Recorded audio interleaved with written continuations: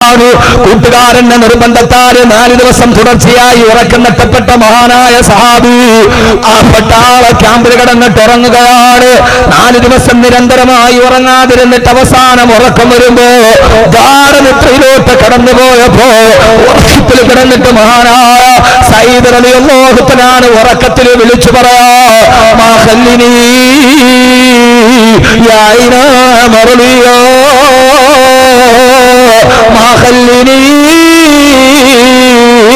യാ ഇനാ മർലിയോ ഐനാ മർലിയോ ഐനാ മർലിയോ, എന്നെ വിടരുത്, എന്നോട് തിരിച്ചു പോകാൻ പറയരുത്. യാ ഇനാ മർലിയോ, ഐനാ മർലിയ എന്ന് പറഞ്ഞാൽ ഒരു പെണ്ണിന്റെ പേരാ. പാതിരാ സമയത്ത് കിടന്നിറങ്ങുമ്പോ ഉറക്കത്തിൽ കിടന്നിട്ടൊരു പെണ്ണിന്റെ പേര് വിളിച്ചു പറയുന്ന സയ്യിദ് ഇബ്നു സയ്യിദ് റളിയല്ലാഹു അൻഹു. കാസർഗോഡ് ചെറുപ്പക്കാരാ, ചെറുക്കളയിൽ എന്നെ കേൾക്കാമെന്ന് എന്റെ പ്രിയപ്പെട്ട ന്യൂ ജനറേഷൻ ചെറുപ്പക്കാരാ. ന്യൂ ജനറേഷൻ എന്ന് പറഞ്ഞാൽ പുതിയ തലമുറക്ക് പേരിട്ടൊരു ന്യൂ ജനറേഷൻ അല്ല, എല്ലാ ന്യൂ ജനറേഷൻ എന്ന് ലാഘവത്വത്തോടെ കാണണ്ട. ആരാണ് ന്യൂ ജനറേഷൻ എന്നറിയോ? അണുകുടുംബത്തിൽ ജനിച്ചു ആധുനിക രാസവള നിർമ്മാണശാലയിലെ ഉപോൽപ്പന്നങ്ങളെ പോലെ കെൻഡക്കിയും KFCയും ബർഗറും പിസയും മാത്രം തിന്നു പഠിച്ചു.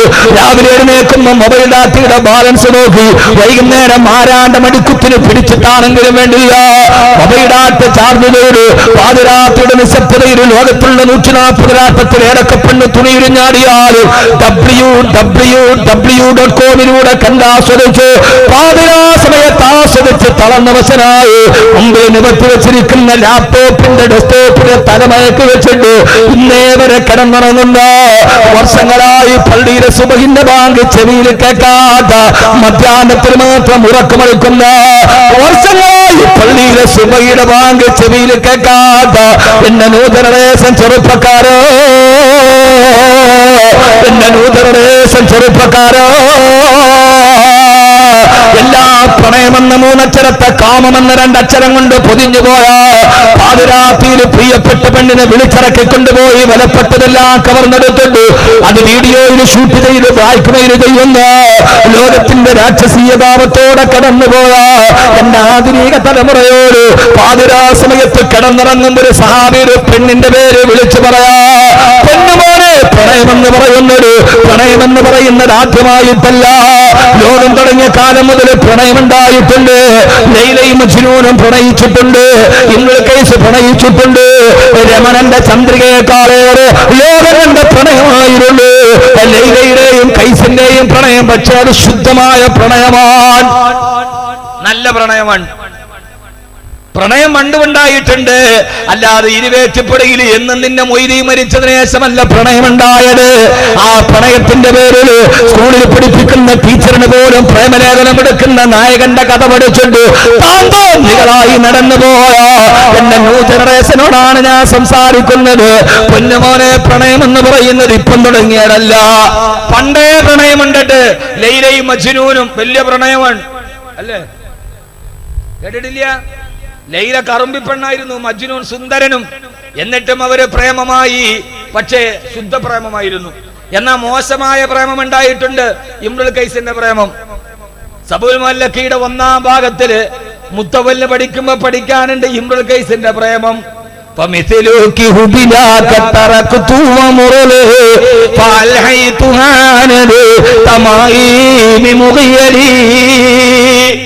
എന്ന് പാടിയിട്ടുണ്ട് ഇംറുൽ ഖൈസ്. ഞാൻ അതിന്റെ അർത്ഥമൊന്നും പറയുന്നില്ല. പക്ഷെ സഹോദരങ്ങളെ, കൽബിന്റെ ഉള്ളിൽ വെളിച്ചമുണ്ടായാൽ ഏറ്റവും വലിയ പ്രണയമേണെന്നറിയോ? ഉറക്കത്തിൽ കിടന്ന് വിളിച്ചു പറയാനൊരു പെണ്ണിന്റെ പേര് മാഖല്ലിനി യാ ഇനാ മർലിയോ, എന്നെ പറഞ്ഞുവിടല്ലേ ഐനാ മർലിയ. അടുത്തിരുന്ന കൂട്ടുകാരൻ കൈയടിച്ചിട്ട് പറഞ്ഞു, എന്തായി കാണിക്കുന്നത്, എഴുന്നേക്ക് എഴുന്നേക്ക്. ഈ ഉറക്കത്തിൽ പിച്ചുമ്പേയും പറയാൻ നമ്മൾ ഉറക്കത്തിൽ കിടന്ന് ഭയങ്കര സ്നേഹമുള്ള പെൺപിള്ളേരുടെ പേരൊക്കെ രാത്രി ഉറക്കത്തിൽ കിടന്ന് വിളിച്ചു പറയും, ഉമ്മ കേൾക്കും. അപ്പോഴാണ് ഉമ്മക്ക് മനസ്സിലാകുക ഈ പിച്ചുമ്പേ. നിങ്ങളൊന്ന് ചിന്തിക്കുന്ന, ഇതൊക്കെ പിച്ചുമ്പേയും പറയാ വല്ലാതെ ഹൃദയത്തിൽ ഇഷ്ടകൂടിയാല് പിന്നെ ഉറക്കത്തിൽ കാണുന്നത് അവളെയാണ്, പിന്നെ കണ്ണു തുറന്നാ കാണുന്നത് അവളാണ്, പിന്നെ നെഞ്ചിനുള്ളിൽ നീയാണ്, കണ്ണടച്ചാ നീയാണ്, കാലുപൊക്കിയാ നീയാണ്. ഈ ഒരു പാട്ടും പാടുമാടി നടക്കുമ്പോ എന്റെ പ്രിയപ്പെട്ട സഹോദരങ്ങളെ, ഇത് പാടേണ്ടത് സ്വന്തം ഭാര്യയുടെ മുഖത്ത് നോക്കിയിട്ടാണ്. ഞാനതൊന്നും പറയുന്നില്ല. കൂട്ടുകാരൻ തട്ടി എഴുന്നേപ്പിച്ചു, എഴുന്നേക്ക് ചാടി എഴുന്നേറ്റു. എന്താ ഈ പിച്ചുമ്പയും പറയണത്?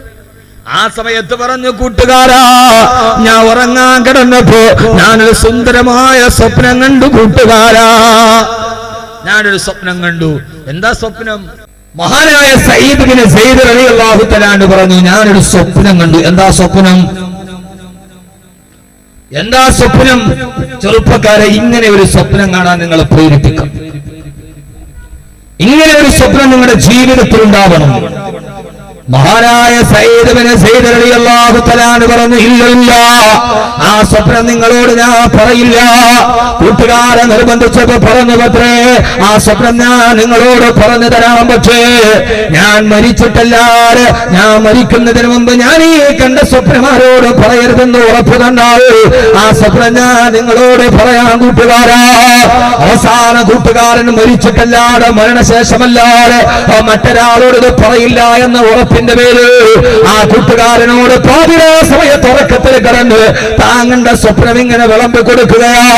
മഹാനായ സയ്യിദ് ബിൻ സയ്യിദ് റളിയല്ലാഹു തആല പറഞ്ഞു, കൂട്ടുകാരാ, ഞാൻ എന്റെ ശരീരത്തിലേക്ക്, എന്റെ കണ്ണിലേക്ക് ഉറക്കം വന്നിങ്ങനെ മാടി വിളിച്ചപ്പോ, ഉറക്കത്തിലേക്ക് നടന്നു പോയപ്പോ, ആ സമയത്ത് ഞാൻ എന്റെ കൺമുമ്പിൽ അല്ലാഹുവിന്റെ സ്വർഗം സ്വപ്നം കാണുക. പലതരത്തിന്റെ സ്വർഗം ഇങ്ങനെ കാണുമ്പോ, ആ സ്വർഗത്തിന്റെ അനുഭൂതികൾ എന്റെ കൺമുമ്പിൽ കണ്ടപ്പോ, അതാ സുന്ദരമായ സ്വർഗത്തിന്റെ വൃക്ഷത്തിന്റെ ചുവട്ട് ഒരു സുന്ദരി പെണ്ണിങ്ങനെ കാത്തു നിൽക്കുകയാ. കുറെ കാണാൻ വളരെയേറെ മനോഹാരിതയുള്ള 14 രാവിലെ പൗർണമി ചന്ദ്രനെ പോലെ വെട്ടിത്തിളങ്ങുന്ന മുഖവുമായി കുറെ പെൺകുട്ടികൾ ഇങ്ങനെ ഒരു മരത്തിന്റെ ചുവട്ടിൽ നിൽക്കുകയാ. ആ പെൺകുട്ടികളുടെ അടുക്കൽ പോയിട്ട് ഞാൻ ചോദിച്ചു, സ്ത്രീകളെ, നിങ്ങളാണോ ഖുർആനിൽ പറയപ്പെട്ട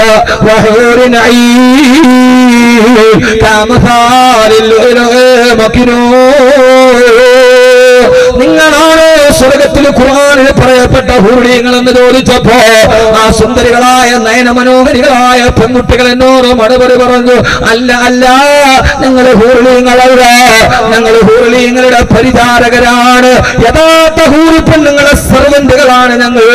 ഹൂറികൾ ഇതിന്റെ മറുഭാഗത്താണ് നിൽക്കുന്നതെന്ന് പറഞ്ഞപ്പോ ഞാൻ ആ മറുഭാഗത്തേക്ക് നടന്നു പോകവേ, സ്വർഗത്തിന്റെ സിദ്ർ വൃക്ഷത്തിന്റെ ചുവട്ട് ആര് കണ്ടാലും മതിമയങ്ങി പോകുന്ന പൗർണമി ചന്ദ്ര പോലെ വെട്ടിത്തിളങ്ങുന്ന ഒരു പെൺകുട്ടി ആ വൃക്ഷത്തിന്റെ ചുവട്ടിൽ ഇങ്ങനെ നിൽക്കുകയാ. ഞാൻ ആ പെൺകുട്ടിയുടെ അടുക്കലേക്ക് പോയിട്ട് ചോദിച്ചു, നീ ആരാ? അപ്പോഴാണ് പറഞ്ഞത്, ഞാൻ ആരെന്നറിയോ? ഞാൻ നിന്റെ സ്വർഗത്തിലെ ഭാര്യയാണ്, ഞാൻ നിന്റെ സ്വർഗത്തിന്റെ ഭാര്യ, ഞാൻ നിനക്ക് സ്വർഗത്തിൽ അല്ലാഹു കരുതി വെച്ച ഭാര്യ. നിന്റെ പേരെന്താണ്? എന്റെ പേരാണ് ഐനാ മർദിയ. ഐനാ മർദിയ, എന്റെ പേര് ഐനാ മർദിയ എന്നാ. എന്റെ ചെറുപ്പക്കാര്, സമയത്ത് ഉറക്കത്തിൽ കിടന്നപ്പോ സയ്യിദ് റളിയല്ലാഹു തആല ഉറക്കത്തിൽ വിളിച്ചു പറഞ്ഞത് ഈ പെൺകുട്ടിയുടെ പേരാ ഐനാ മർദിയ. ബഹുമാനപ്പെട്ട സയ്യിദ് റളിയല്ലാഹു തആല പറയാ, ആ പെണ്ണിന്റെ മനോഹാരിത കണ്ടപ്പോ, അവൾ എന്റെ സ്വർഗത്തിൽ അല്ലാഹു വെച്ചിരിക്കുന്ന ഭാര്യയാണെന്ന് ഉറപ്പായപ്പോ, അവളുടെ ശരീരത്തിലേക്ക് പിടിക്കാൻ ഇങ്ങനെ കൈ കൊണ്ടുപോയപ്പോ, കൈ തട്ടി മാറ്റിയിട്ട് പറഞ്ഞു, വേണ്ട സയ്യിദേ, ഞാൻ നിന്റെ സ്വർഗത്തിലെ ഭാര്യ, നീ ഇപ്പോഴും ദുനിയാവിലാണ് നിലനിൽക്കുന്നത്, നിനക്കിപ്പോൾ ഞാൻ അനുവദനീയമല്ല, അതുകൊണ്ട് നീ നേരെ ദുനിയാവിലേക്ക് മടങ്ങിപ്പോയിക്കൊള്ളുക. ആഗ്രഹത്തോടെ കൈതൊടാൻ പോയപ്പോ ദുനിയാവിലേക്ക് തിരിച്ചു പോകാൻ ആ പെൺകുട്ടി എന്നോട് പറഞ്ഞപ്പോ, അപ്പോഴാണ് വിളിച്ചു പറഞ്ഞത്, മഹല്ലിനീ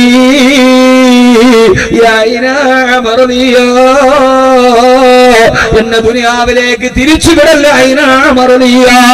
ഇതാണ് ഉറക്കത്തിൽ വിളിച്ചു പറഞ്ഞത്, പിച്ചും പേയും പറയുന്നത് പോലെ എന്നെ പറഞ്ഞു വിടരുത്, എന്നെ ദുനിയാവിലേക്ക് പറഞ്ഞു വിടരുത്. അപ്പോഴാ ഹൂറി പെണ്ണോട് പറഞ്ഞു, ദുനിയാവിലേക്ക് പോയിക്കോ സയ്യിദേ, 3 ദിവസത്തിന് ശേഷം നീ എന്റെ അടുക്കലേക്ക് തിരിച്ചു വരും സയ്യിദ്. 3 ദിവസത്തിൽ കൂടുതലല്ലാതെ ദുനിയാവിൽ നിനക്ക് ദീർഘായുസില്ല. 3 ദിവസം കഴിയുമ്പോൾ നീ എന്റെ അടുക്കലേക്ക് തിരിച്ചു വരേണ്ടവനാ. അത് കേട്ടിട്ടാണ് കൂട്ടുകാരാ, ആ സമയത്താണ് നീ എന്നെ തട്ടി വിളിച്ചത്. എന്റെ പ്രിയപ്പെട്ട സഹോദരങ്ങളോട്, സഹോദരിമാരോട്, സഹോദരങ്ങളെ, 3 ദിവസമാണ് ഇനി ദുനിയാവിലുള്ളതെന്ന വാർത്ത അറിഞ്ഞു. അന്നൊരു തിങ്കളാഴ്ച ദിവസമാണ്. ചൊവ്വ, ബുധൻ, വ്യാഴം, വ്യാഴാഴ്ച മഗ്‌രിബിന്റെ സമയമായി. മഹാനായ സയ്യിദ് റളിയല്ലാഹു തആല യുദ്ധം ചെയ്തുകൊണ്ടിരിക്കുകയാണ്. അതാ മഗ്‌രിബിന്റെ ബാങ്ക് മുഴക്കാൻ സൂര്യൻ പടിഞ്ഞാറേക്ക് മടങ്ങിപ്പോകുന്നു. സൂര്യൻ അസ്തമിക്കാൻ നേരമായി. ഐനാമർദിയ പറഞ്ഞ സമയം അവസാനിക്കുന്നു. അന്ന് സയ്യിദ് റളിയല്ലാഹു തആല സുന്നത്ത് നോമ്പുകാരനാണ്. പടിഞ്ഞാറ് സൂര്യൻ അസ്തമിക്കാൻ പോകരെ സയ്യിദ് റളിയല്ലാഹു അൻഹുവിന്റെ കഴുത്തിലേക്ക് ഒരു ശത്രു തന്റെ കയ്യിലിരുന്ന വാൾ കൊണ്ടാഞ്ഞു വെട്ടിയിട്ട് കഴുത്ത് മുറിഞ്ഞ് മാനവകളെ താഴേക്ക് വീണു. രക്തം തടം തല്ലിയാ തുടങ്ങുമ്പോ സഹാബത്തോട് കൊണ്ടുവന്ന് കുടിക്കാൻ വെള്ളം കൊടുത്തിട്ട് പറഞ്ഞു, സയ്യിദ് മഗ്‌രിബിന്റെ ബാങ്ക് മുഴങ്ങാറായി, നോമ്പ് തുറക്ക് സയ്യിദ് റളിയല്ലാഹു തആല പറഞ്ഞു, ഇല്ല, ഞാൻ നോമ്പ് തുറക്കുന്നില്ല. ഒരു നോമ്പുകാരനായിട്ട് എനിക്കെന്റെ പടച്ചുറപ്പിന്റെ മുമ്പിൽ പോകണം. എനിക്കെന്റെ സ്വർഗത്തിന്റെ ഭാര്യ കാത്തിരിക്കുകയാ.